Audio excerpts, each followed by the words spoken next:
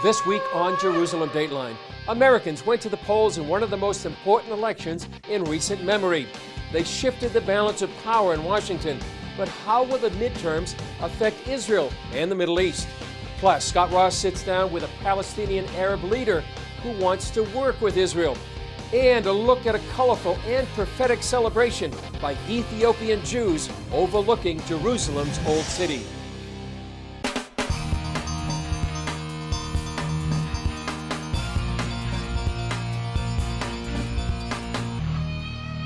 Hello and welcome to this edition of Jerusalem Dateline. I'm Chris Mitchell.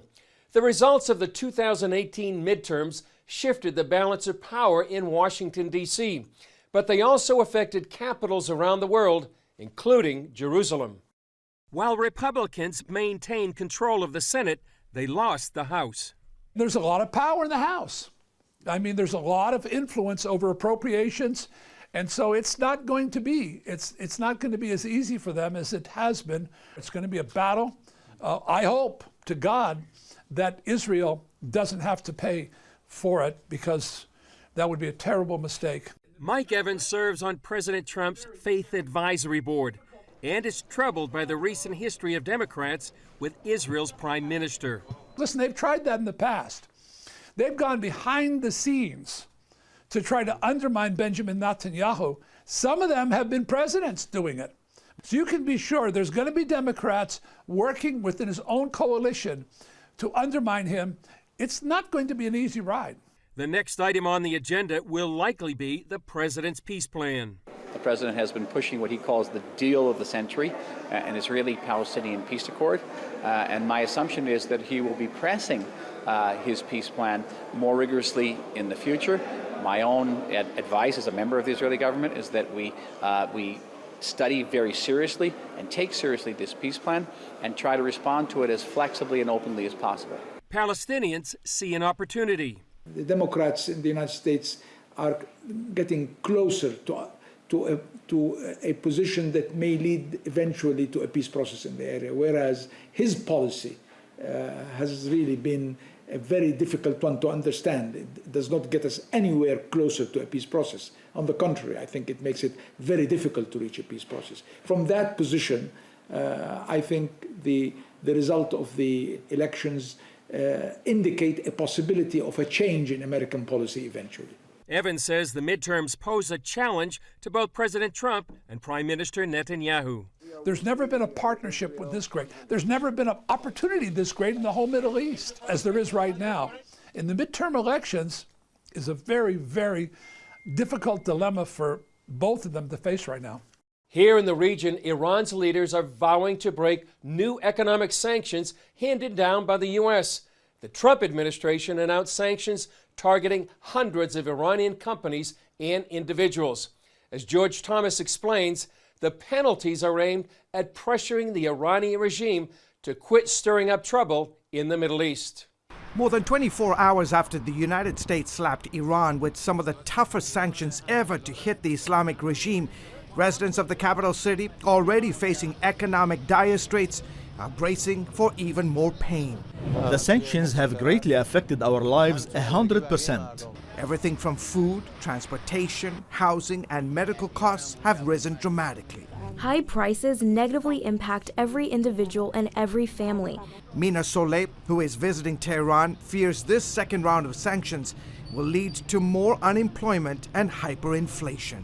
Prices for shoes and clothes have gone up very high, and a lot of people are not able to buy these things anymore. Some hope the economic pain will bring Iranians to the streets to protest the Islamic regime and call for its end, as they did last year and in 2009. The White House says the aim of the economic penalties is simple. Our objective is to starve the Iranian regime of the revenue it uses to fund violent and destabilizing activities throughout the Middle East and indeed around the world. In all, the U.S. government has sanctioned more than 900 Iran-related targets in the last 2 years. Secretary Pompeo says the Islamic regime has a clear choice. It can either do a 180-degree turn from its outlaw course of action and act like a normal country, or it can see its economy crumble. Thousands of Iranians responded to the new sanctions by chanting "Death to America, death to Israel," and burning U.S. and Israeli flags. They even squeezed in military drills in the northern part of the country in defiance, as the government vowed to circumvent U.S. sanctions and keep selling its oil. Iran's supreme leader, speaking on the eve of the anniversary of the November 4th, 1979 takeover of the U.S. Embassy in Tehran, used the occasion to accuse Washington of waging military, economic, and propaganda wars. Ayatollah Ali Khamenei told the crowd that America's influence was in decline. America's power and hegemony in the world is declining and moving toward destruction. It's waning year by year. But it is America that's putting the squeeze on the regime at the moment, and the White House says that pressure will be relentless until Iran changes its revolutionary course. George Thomas, CBN News. Up next, meet a Palestinian Arab leader whose attitude towards Israel may surprise you.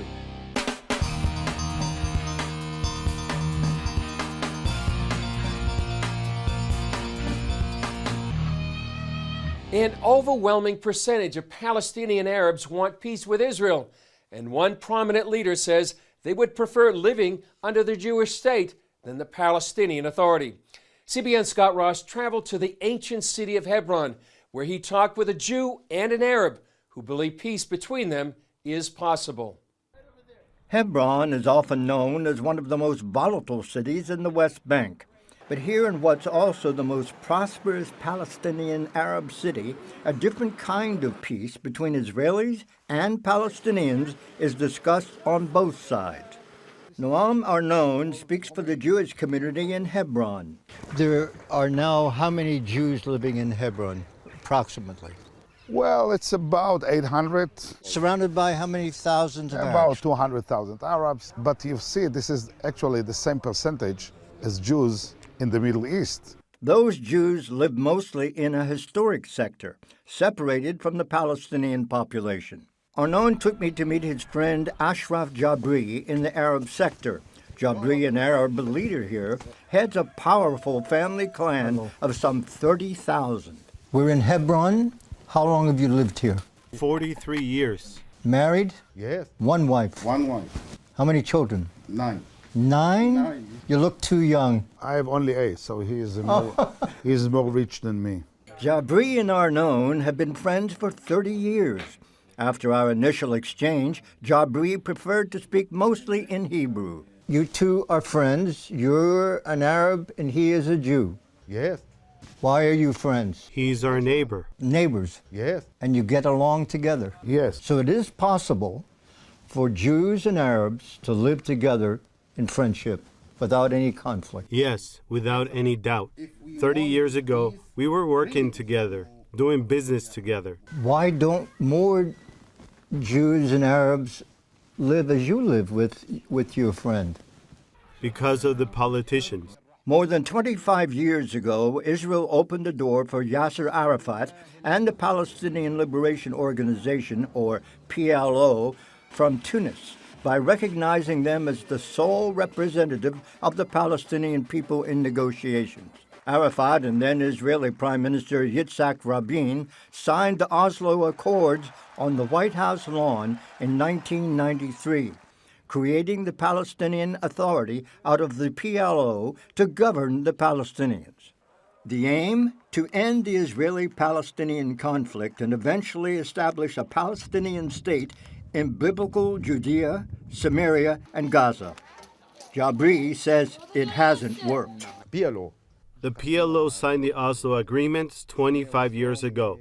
Until today, we didn't reach peace. It's the opposite. We started with a very big problem. In the Oslo Accord, the Israeli government had brought the PLO to control the local population. And they said, you bring those people, the corrupted and the terrorists, to control us. Why? I feel ashamed about it. We disappointed them, we betrayed them. What did the PLO think of you? I don't care what the PLO thinks about me. What's important for me is how we can all live together in this area, in the state of Israel. If we follow their way, we won't have peace even in the next 50 years. And he says there has to be another way. How will we live together under the government of Israel? In the end, this is the only solution. Do you feel the Israelis are fair and they're just? Basically, yes. But there's a huge pressure on the Israeli government. Before the Oslo Accords, the whole country was free, without checkpoints, without anything. So the Oslo Accord was not a good accord. No one from the two peoples received anything. Have you been able to influence other Arabs and other leaders to your way of thinking? Yes, of course. 90% of the Palestinian people are looking for their own future. Even though Jabri says the masses want to change, saying so would get them in trouble with the Palestinian Authority. Have your enemies threatened you? We're not afraid of anyone. We speak from our hearts. We speak the truth. Do you have hope for the future, for peace in the land? Of course, there's hope, but we have to continue in the way of real peace from both sides. The problem between us is a political problem. Jabri, who is a businessman, and other Palestinian and Israeli businessmen have ideas about how to make person-to-person relations work, and they want the world to help. We established a nonprofit in Ariel, Samaria, Chamber of Commerce and Industry. We work together. We have no problem with the Jews in any place in the country, in Tel Aviv or in the territories. U.S. Ambassador to Israel, David Friedman, recently visited the Judea Samaria Chamber of Commerce and Industry in the city of Ariel that Jabri helped found. It's intended to develop greater economic opportunities and integrated business models. I'll tell you something more. If someone threatens the situation, I'll stand up for Noam and protect him. I'm against all the troublemakers and will protect our area. He would protect you. Yes. Yes. It's our culture. He's my friend. I won't betray his life ever. This is how I understand peace. President Trump has yet to unveil his Israeli-Palestinian peace plan, and it's unclear what it contains. But if it's up to Jabri and Arnon, it will be a whole different ballgame. Scott Ross for CBN in Hebron. Coming up, meet an Arab pastor meeting the challenges of sharing his faith and shepherding his flock in the volatile Holy Land.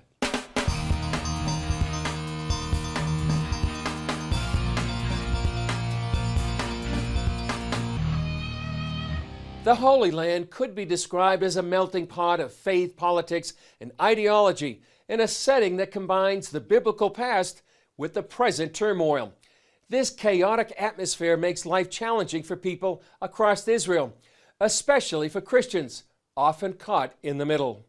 Pastor Stephen Corey embraces his task of guiding the faithful through what some may call a minefield of society. A volatile mix of ideology, history, and family in a land where Christians make up a fraction of the population, surrounded by Jewish and Muslim majorities. Living in this divided land as a Christian Arab has challenged me to tear down barriers. Born in Bethlehem, Corey is president of Holy Land Missions. For 30 years, it has reached out to Arab Christians struggling in times of poverty and war. Unlike most Arab ministries, HLM is based on what they call full covenant theology, meaning the belief that God's covenants, including to Israel, are eternal. Pastor Stephen Corey came to our CBN studios and talked with George Thomas to discuss the plight of Christians here in the Holy Land. So you are an Israeli Arab Christian, grew up in Bethlehem, a place that is now under Palestinian control. Have Christians in Bethlehem left the area? They have. I was born in Jerusalem as well, and seen many wars over the years. Christianity at one point, or Christians at one point, predating the 2000 year era, it was about 85% within the villages and towns of Bethlehem.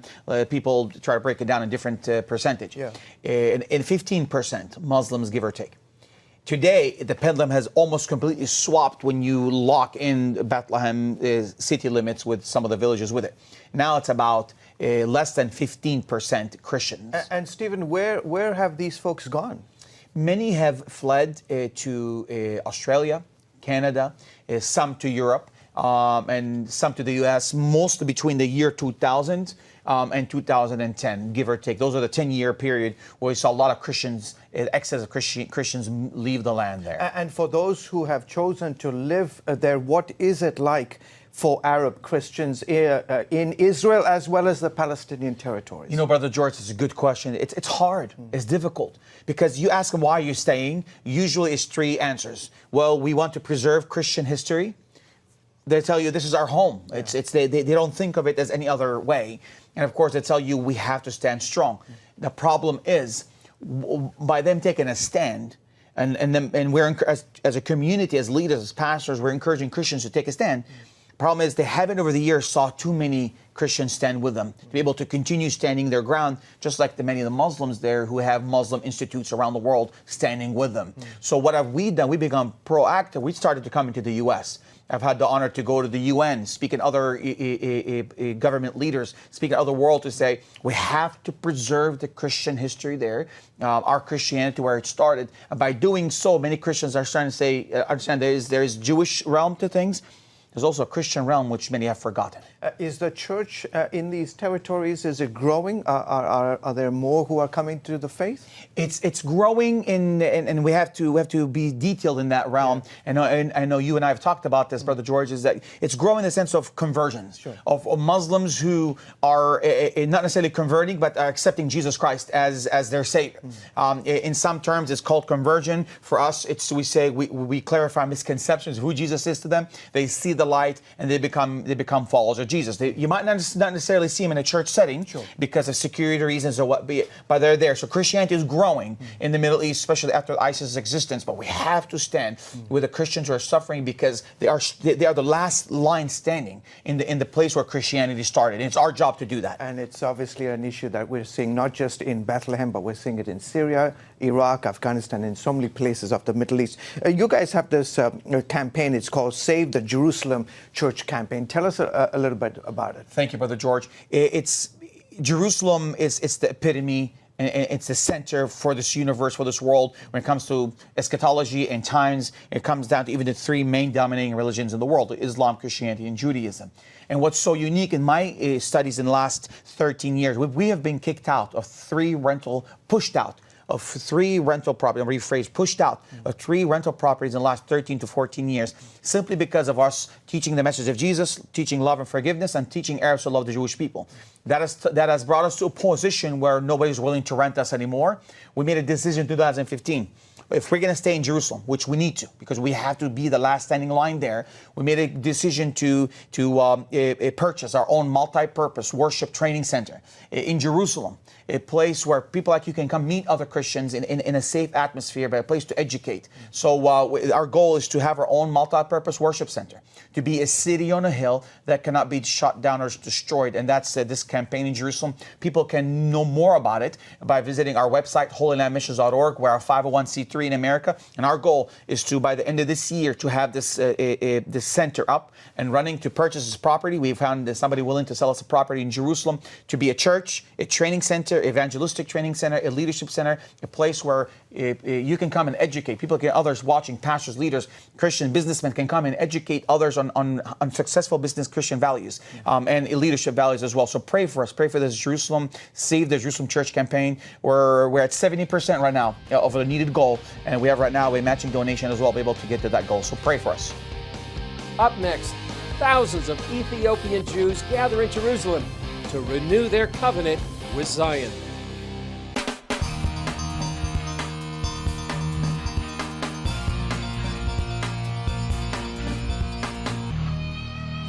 Imagine God answers a very big prayer for you.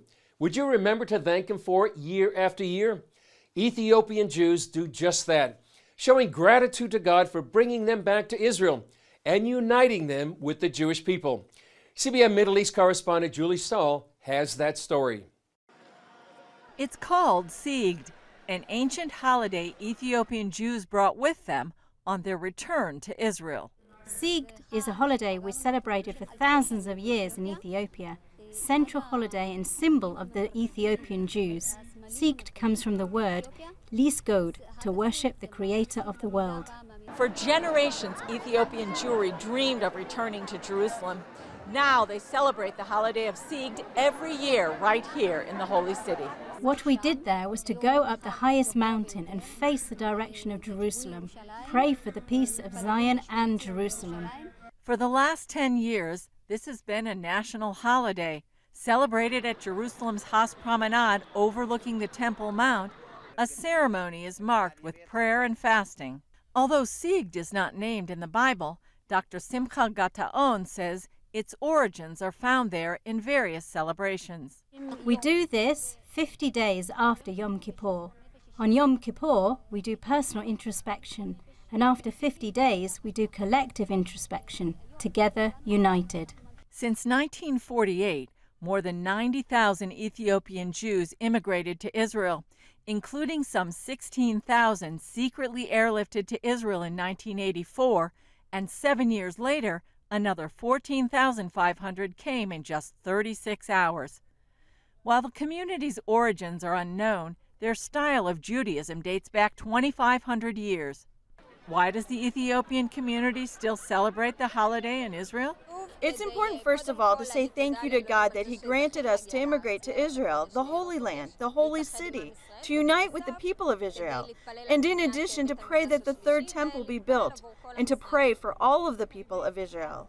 This holiday represents the holiday of Sigd, not only for the Ethiopians, but for all the state of Israel, for everyone. From year to year, we celebrate this. Look how many people are here. It's really exciting. About 10,000 people came for this year's celebration, and the Ethiopian Jewish community hopes at some point all of Israel will join them. Julie Stahl, the Has Promenade, Jerusalem, Israel. Well, that's just an example of the tapestry of life here in Israel and the city of Jerusalem. Well, that's all for this edition. Thanks for joining us. Remember, you can follow us on Facebook, Twitter, Instagram, and YouTube. I'm Chris Mitchell. We'll see you next time on Jerusalem Dateline.